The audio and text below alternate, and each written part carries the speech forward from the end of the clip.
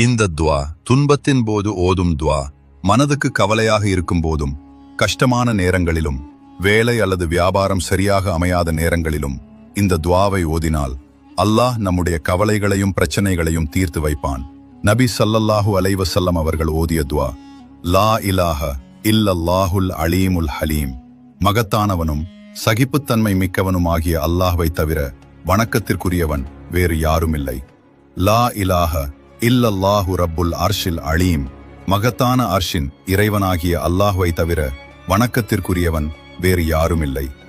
லா இலாஹ இல்லல்லாஹு ரப்புஸ் சமாவாதி வரப்புல் அர்ஜி வரப்புல் அர்ஷில் கரீம். வானங்கள் மற்றும் பூமியின் இறைவனும் கண்ணியமிக்க அர்ஷின் இறைவனுமாகிய அல்லாஹ்வை தவிர வணக்கத்திற்குரியவன் வேறு யாருமில்லை. இதை நபி ஸல்லல்லாஹு அவர்கள் தங்களுக்கு துன்பம் ஏற்படும் போதெல்லாம் ஓதுவார்கள் என்று ஹதீஸ்களில் வந்துள்ளது. இந்த துவாவோட ஆதாரம் சஹீஹ் புகாரியில இருக்கு. இந்த தகவல் உங்களுக்கு புதுசுன்னா ஒரு ஆமேன்னு கமெண்ட் பண்ணி மற்றவங்களுக்கும் ஷேர் பண்ணுங்க.